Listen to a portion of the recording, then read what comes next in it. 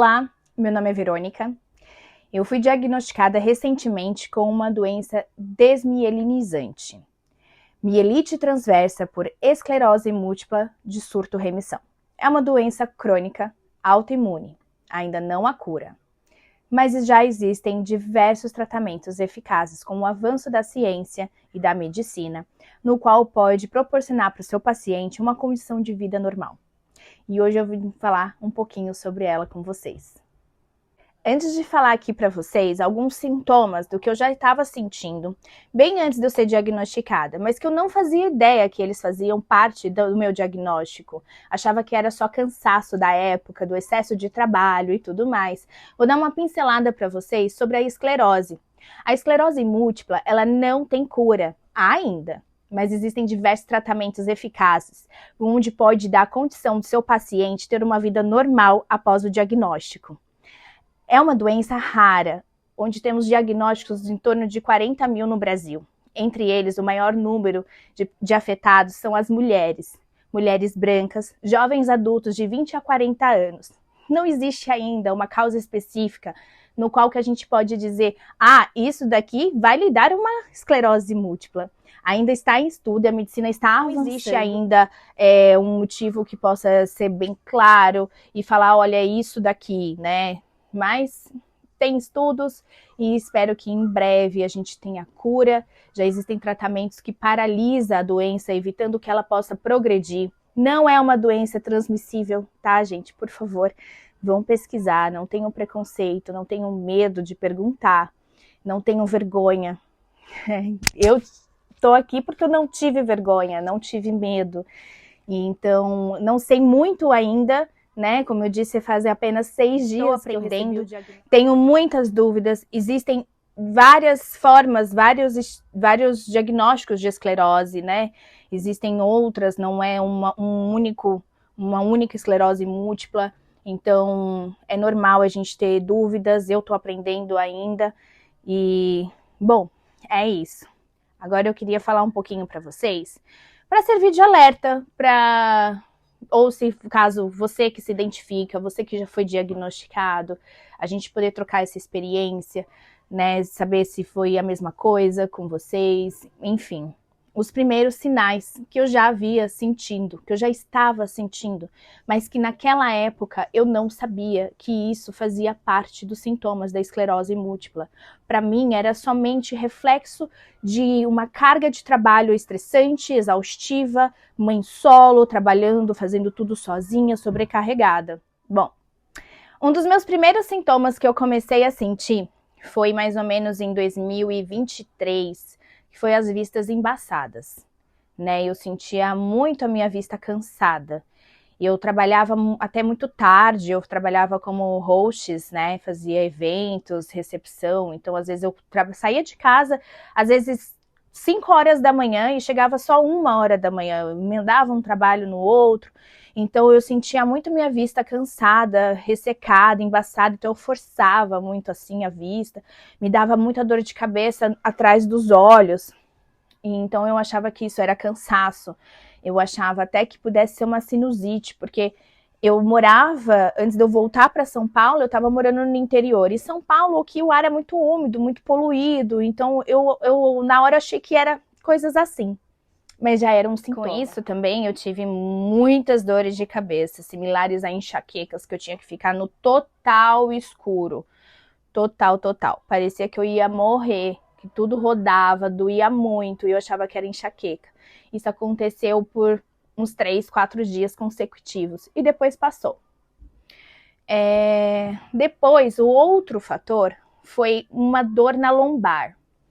Mas eu também achei que era por conta dos eventos, trabalha muito tempo em pé, né? Só de carga horária trabalhada são 12 horas, fora todo o trajeto que você tá, tipo, para ir até o local, voltar para casa, enfim. Então, assim, são às vezes 16, 17 horas de trabalho em pé. Então é natural que eu sentisse dor, e como eu também sou bundudinha, então eu pensava, às vezes é uma lordosezinha, ficar muito tempo em pé, salto alto, enfim. Mas já era a minha vida. Sintomas também que eu passei a sentir daquela época, isso já foi para 2024, já foi no ano passado, no começo do ano passado para agora.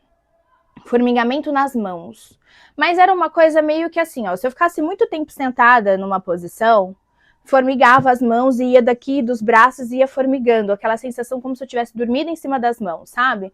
E aí fica aquele formigamento como se a circulação tivesse voltado. Só que eu achava que era uma situação que assim, eu estava mal posicionada, ou tivesse realmente apoiado, pressionado ali, enfim. Mas hoje eu sei que isso tudo já eram sinais, né? Então, quando aconteceu comigo, o primeiro surto foi no dia 13 de março, que começou com a planta dos pés, esse mesmo formigamento e dormência na planta dos meus pés. Então, começou o formigamento na planta dos pés e a dormência. Só que foi só ali. Fui trabalhar normal, coloquei tênis, dirigi, fiz o meu dia, fui pro evento. No dia seguinte, já comecei a sentir que tinha subido pro joelho. Tava na panturrilha e no joelho. Tudo bem, eu pensei, cara, vai voltar. Não fiz nada de mais, não fiz nada, eu tava treinando corrida, mas naquela semana eu nem tinha treinado por conta do evento. Enfim, foi muito estranho, eu dormi bem, saudável, normal, e aí acordei dessa forma, né? No outro dia já era minha corrida, minha primeira prova de 5K. Nossa, eu tava extremamente ansiosa. E aí eu acordei umas 3:30 da manhã, com uma dorzinha na lombar, uma leve dorzinha. Para vocês meninas, sabe quando nós vamos entrar naquele período menstrual, que dá aquele desconforto e dá aquela cólicazinha que dói até a lombar? Foi mais ou menos essa sensação que eu tive. Eu peguei, tomei um dipirona, me arrumei, estava extremamente ansiosa, mesmo com as pernas dormentes e formigando do joelho para baixo. Fui para minha corrida. Tive apoio de grandes amigos que correram comigo, né? Nossa, tudo foi maravilhoso, cada momento. Quando faltava 1 quilômetro, eu comecei a passar muito mal. Senti muita dor e um tremor nas minhas pernas muito forte. E eu precisei fazer uma pausa que durou 2 minutos, no qual eu me hidratei e continuei. Finalizei a prova. Peguei minha banana, peguei minha medalha, consegui ainda curtir um pouco do evento, conhecer o espaço dos expositores que estavam na arena. Peguei meu carro e consegui chegar na minha casa. Ok, tomei meu banho, passei a tarde. Quando foi no final do dia, para a noite, eu já não sentia da cintura para baixo. Mas já era domingo à noite, sozinha em São Paulo, eu e meu filho. Então eu pensei, bom, eu vou descansar e amanhã cedo eu vou atrás de um médico. E aí, quando amanheceu, estava pior. Eu não tinha força nas pernas, eu não conseguia andar, mas eu não sentia dor. Eu simplesmente sentia dormência, formigamento e não sentia o tato. Se encostasse na minha pele, eu não sentia quente, frio, nada. E aí, quando eu fui ao banheiro pela manhã, sem sentir, eu vi que eu já tinha feito minhas necessidades. Aí eu entrei em choque. E foi quando eu comecei a minha loucura e minha correria atrás de descobrir o que estava acontecendo comigo. Mas isso eu vou deixar para um outro vídeo. Mas que sirva de alerta, então aprenda a se escutar, se respeite. E se eu puder te dar um conselho, mantenha seu hemograma em dia, veja como é que tá os índices das suas vitaminas, dos seus exames, pois o meu desencadeou por uma questão também de insuficiência de vitamina D. Então, eu estou fazendo reposição, estou ainda em surto, eu ando apenas 30%, mas eu vou melhorar e vou passar aqui para vocês o acompanhamento. Esse é um pouquinho do que eu posso compartilhar, ainda é tudo muito novo para mim. São coisas que eu ainda estou vivendo, ainda estou aprendendo, sei que tenho aí uma caminhada pela frente.